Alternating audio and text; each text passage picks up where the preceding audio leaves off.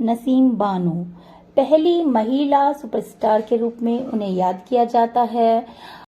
तो चलिए कुछ इनके प्रारंभिक जीवन के बारे में जान लेते हैं। इनका जन्म 4 जुलाई 1916 को दिल्ली, भारत में हुआ था।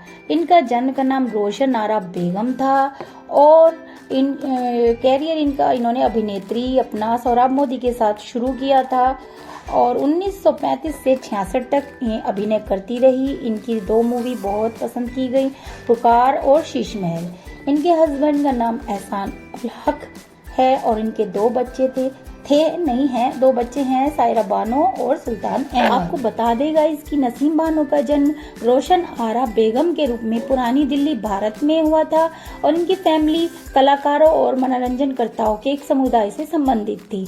उनकी माँ का एक नाम छमियान बाई भी था, जिन्हें शमशाद बेगम के नाम से भी जाना जाता है और एक पार्श्व गायिका भी हैं जो कि शमशाद बेगम है, उनसे उनका नाम ब्रह्म पैदा करता है। आपको बता दें गाइस कि उनकी कमाई अच्छी थी और प्रसिद्धि भी थी और कई सालों के बाद जब नसीम अपने चरम पर थी और आपको बता दें गाइस कि नसीम बानो ने खुद कहा है कि जब वो अपने चरम पर थी और 3500 रुपये अपने काम के ले रही थी, तब भी उनकी माँ बुढ़ापे में भी उनसे अधिक कमा रही थी। तो आप इतना अंदाज़ा लगा सकते हैं कि उनकी माँ कितनी फेमस थी। आपको बता दें नसीम के पिता एक धनी व्यक्ति थे और काफ़ी ज़मीन के वो मालिक थे। कुलीन परिवार के वो मुखिया थे और राजघराने के वंश से थे। वह हसनपुर के नवाब अब्दुल वहीद खान थे। आपको बता दें गाइस कि नसीम, जिनका नाम रोशन आरा बेगम था, वो Queen Mary high school Delhi में अपनी पढ़ाई पूरी करती थी। उनकी मां शमशाद बेगम उन्हें डॉक्टर बनाना चाहती थी, पर नसीम फिल्मों के लिए उत्सुक भी थी और अभिनेत्री सुलोचना की बहुत ही प्रशंसा करती थी जब से उनकी एक फिल्म उन्होंने देखी थी। लेकिन उनकी मां फिल्मों के विचार के खिलाफ थी। बॉम्बे की यात्रा पर नसीम को फिल्म की शूटिंग देखने में दिलचस्पी हुई और एक सेट पर उन्होंने सौरभ मोदी से अपनी फिल्म हेलमेट में ऑफेलिया की भूमिका निभाने के लिए संपर्क किया। उनकी मां ने अनुमति देने से इनकार कर दिया और नसीम तब भूख हड़ताल पर बैठ गई और जब तक उन्होंने हाँ नहीं की, उन्होंने भूख हड़ताल नहीं तोड़ी। और इस अदाकारी के बाद नसीम अपनी पढ़ाई लिखाई जारी रखने में असमर्थ हो चुकी थी, क्योंकि वो स्कूल फिल्मों में उनके अभिनय से हैरान था, जिसे तब एक नीच पेशा माना जाता था। तो गाइज अब बात कर लेते हैं उनके व्यक्तिगत जीवन की। तो नसीम ने अपने बचपन के दोस्त मियां एहसान उल हक से शादी की, जिनके साथ उन्होंने ताजमहल पिक्चर्स बैनर शुरू किया और उनके 2 बच्चे थे, एक बेटी सायरा बानो और एक बेटा सुल्तान अहमद, जिसकी की मृत्यु 2016 में हो गई। विभाजन के बाद नसीम के पिता ने भारत छोड़कर पाकिस्तान में बसने का चुनाव किया।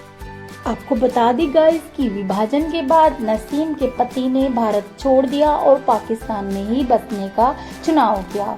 नसीम अपने बच्चों के साथ भारत में ही रुक गई। एहसान ने पाकिस्तान में फिल्मों को रिलीज करने वाली अपनी फिल्मों के नेगेटिव पहलुओं के लिए, जहां उनकी अनुयायी रहते थे, वहां काम किया। नसीम इंग्लैंड चले गए और वहां कुछ समय के लिए रहे, जहां उनके बेटे और बेटी दोनों कुछ समय के लिए अध्ययन कर रहे थे।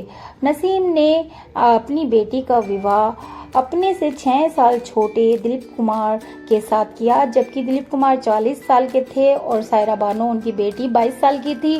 कहते हैं कि इसमें नसीम बानो का बहुत बड़ा हाथ है, पर एक इंटरव्यू के दौरान उन्होंने कहा कि इसमें उनका कोई हाथ नहीं है। आपको बता दें गाइस, नसीम का निधन 18 जून 2002 को मुंबई में हो गया। वो 85 वर्ष की आयु में दुनिया छोड़कर चली गई। तो ऐसी थी नसीम बानो। अब कुछ बात कर लेते हैं उनकी बेटी के बारे में, जो कि सायरा बानो है, फेमस कलाकार है, अदाकारा हैं। तो बता दी गाइस, 11 अक्टूबर को दिलीप कुमार और सायरा बानो ने शादी की और वह पहला मौका था जब सायरा दिलीप को देखी थी फिल्म आन में और तभी से उनसे प्यार करने लगी थी और वो शादी करना चाहती थी। लेकिन सायरा को इसके लिए मूवी में आना बहुत ज़रूरी था और दिलीप कुमार के साथ काम करना बहुत ज़रूरी था। तो 12 साल की उम्र से ही सायरा बानो दिलीप कुमार को प्यार करती थी। तब उन्होंने पर्दे पर आने के लिए फिल्म में काम करना चाहा दिलीप कुमार के साथ, तो दिलीप कुमार ने मना कर दिया, ये कहकर कि वो उनसे बहुत ज़्यादा छोटी हैं। और दिलीप कुमार के करीब जाने के लिए सायरा बानो को फिल्म में काम ज़रूर करना था। और एक वक्त वो भी आया कि जब जंगली पिक्चर रिलीज़ हुई तो हिट हो गई शम्मी कपूर के साथ सायरा बानो की, तो सायरा बानो को मौका मिला दिलीप कुमार के साथ मूवी करने का। जब भी दिलीप कुमार ने मना किया कि वो काफ़ी छोटी लगेगी उनसे, पर क्या पता था उन्हें कि वही उनकी जीवन संगनी बन जाएगी। और एक बार तो सायरा को हटाकर मुमताज़ को कष्ट कर लिया, लेकिन दिलीप को फिर से सायरा को ही फिल्म में लेना पड़ा।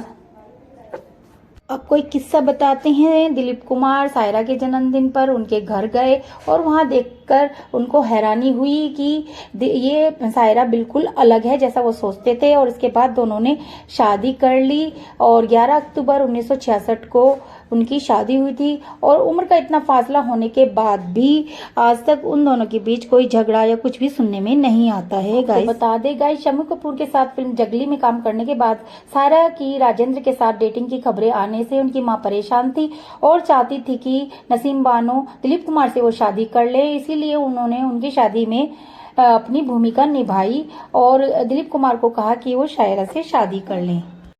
तो गाइज फिर से आते हैं नसीम बानो पर, क्योंकि हम उन्हीं के बारे में बात कर रहे थे, क्योंकि सायरा बानो उनकी बेटी है, तो थोड़ा एक किस्सा उनके बारे में भी शेयर किया है। आपको ये वीडियो कैसा लगा? अगर आपको अच्छा लगा तो लाइक शेयर करिए, चैनल पर नए हैं तो चैनल को सब्सक्राइब करिए। धन्यवाद।